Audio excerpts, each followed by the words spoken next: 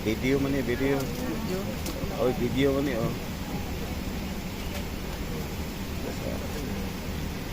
Kasi hihintay mo ba yun? RFS mix sa sa YouTube. Aka nang sa YouTube. At ato ka sa YouTube. Ladies and gentlemen, in the event of loss of cabin pressure, Guys, kindly remove guys, your face mask guys. prior to putting down on the RFS. drop-down oxygen mask. Thank you. RFS tapos quad space MX MX2 ay ito oo tama Di arah. kita kayo na saktan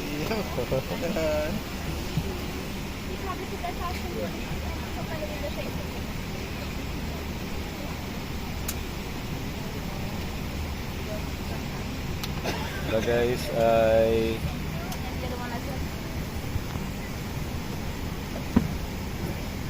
may libreng wifi kami guys kaya oh dagan naman for monetize na disapprove lang ko pag monetize tong yagi 500 na nakapin nag-delete ko 100 plus o nag-delete ko 100 plus kay katong reuse content lagi pag-apply na ko monetization ba Pero dili to, yes. dili ko reuse pero nag-on lang ko nabawasan lang ko watch hour ron it is 3,000 watch hour na to na yung mga ng 2,780 man siguro balik na po ko sa kuhan pero dali ra na makuhan kay sigihan ako pa-play to sa balay ba so guys ayan guys mga tropang Davao to guys taga Davao ako guys then yung barkong sasampan ko guys ay Davao din yung pangalan guys timing talaga tapos hindi lang biyahe yung Davao oh dupit yan ba no pero bading na yun na wala nang bading na Ladies and gentlemen, this is your captain speaking. We apologize for the slight delay to our departure. This is due to the minor technical issue we're having at the moment. We are working to resolve this as soon as possible. We'll keep you updated with the information as soon as we can. Thank you for understanding. So guys, medyo na-delay konti yung flight namin kasi meron technical problem and then we are trying to solve as soon as possible so we can proceed our flight bound for Cape Town, South Africa. So we will see what next guys no if we solve immediately.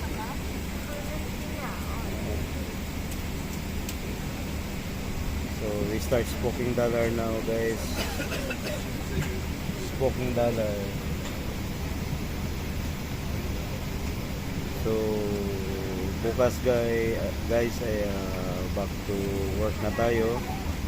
So ilang buwan din tayong nagbakasyon and then bukas ay balik na naman tayo sa normal seaman's life guys no. So yun ang update natin ngayon guys ay yung flight pala namin guys ay almost same yung distance no from Manila to Doha, Qatar and then from Doha, Qatar to South Africa, Cape Town, South Africa is same no almost 9 hours ang flight. So dadating kami siguro mamaya guys is mga 11 so, kasi dapat dadating kami doon ay 10 AM na so medyo na delay kaya baka mga past 11 o mamayang tanghali siguro dating namin sa South Africa sa Cape Town guys and then by tomorrow yung aming barko ay dadating bago magtanghali so possible na magstay muna kami guys ng hotel nito no mag-spend kami ng overnight sa hotel kasi bukas pa yung barko na dadaong at dadating. So, di pa sigurado kung diretso pa silang didikit sa Puerto or magstay sa Anchorage, no? Kasi diyan daw, sabi ng kasamaan ko is laging angkorahe, no? Hindi ka agad makadikit yung barko. So, malaman namin mamayang gabi or bukas, no? Kung diretso pa silang dadaong pagkadating nila. So, yung mga update natin, guys. At yung aircraft carrier pala, guys, na sinakyan namin is Qatar Airways, and then free wifi sila. So yan, nakapag-online tayo, no?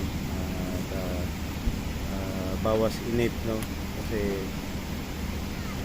maski pa paano pag nakapanood tayo ng YouTube, nakaka-score tayo sa Facebook, ano. So madali lang ang oras, guys, kasi mayroon tayong mapaglibangan. So thank you very much Qatar Airways na may palibreng wifi, no? Tight wifi. So mabilis pa naman, guys, no? Sobrang lakas yung signal, no? Yung Starlink kasi yung gamit, direct satellite. Direct satellite kasi, no? Eh malapit tayo sa satellite dito sa ibabaw, eh. Kaya malakas yung signal. Iban lang ito pa. Oo. Abot kamay yung satellite ng Starlink. Si Elon ba na? Ayun. Mas yung pinaka Elon Musk, no? Siya yung pinakamayaman sa buong mundo, no? Siya yung may-ari niyan, Starlink, eh. Siya yung pinakamayaman sa buong mundo. Number 1 siya ngayon. Sa kanya yun. Siya man yung sumakay sa buwan, ay sa spaceship ba, pumunta ng buwan. Siya yun, yung unang pasahero sa spaceship. Kano yung bayad.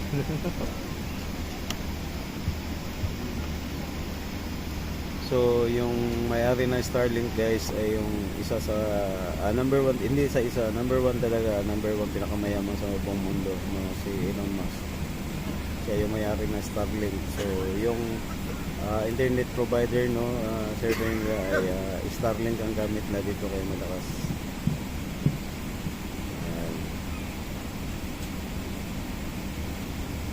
Medyo natala ng konti yan ating flight, guys. Supposed to be naka-flight na kami ngayon kasi yung time departure namin is 2:05, no? Alas 2:05 ng umaga. So lang medyo delay, nagkaroon ng technical problem.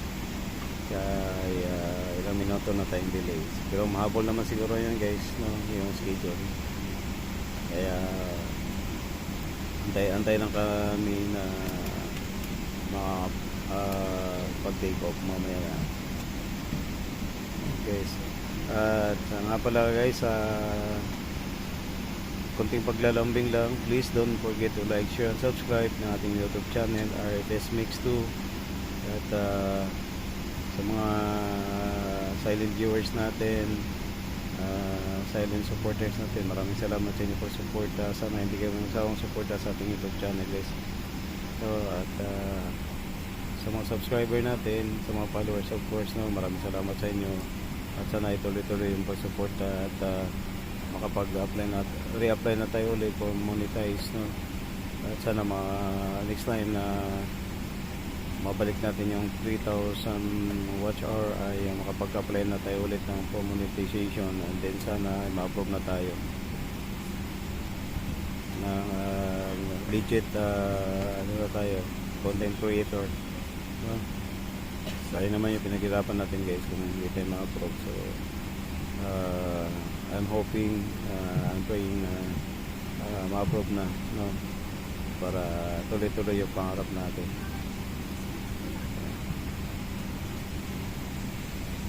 Yan yung kasama ko, guys. Ayan.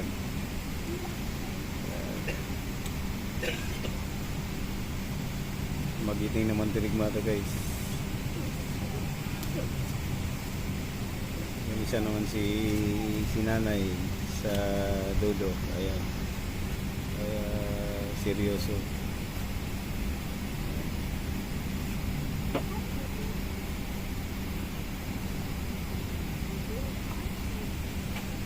So yun yung update natin ngayon guys. And then mamaya balak ulit ako na mag live no sa pagdating namin sa Impapawid guys no. So ayun, yun ang ating gagawin mamaya if ever na tuloy-tuloy yung signal. Pero pagkakaroon ko tuloy-tuloy pa rin yung signal dito sa Wi-Fi na guys. So maraming salamat at happy Father's Day pala sa lahat ng mga tatay. Happy Father's Day sa ating lahat, and God bless us all. Stay healthy no? Yan lang ang masasabi ko sa lahat ng mga tatay sa buong mundo. So once again, happy Father's Day.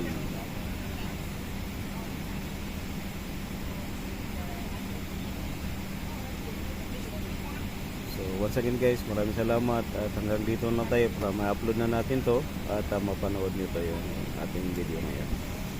Babu!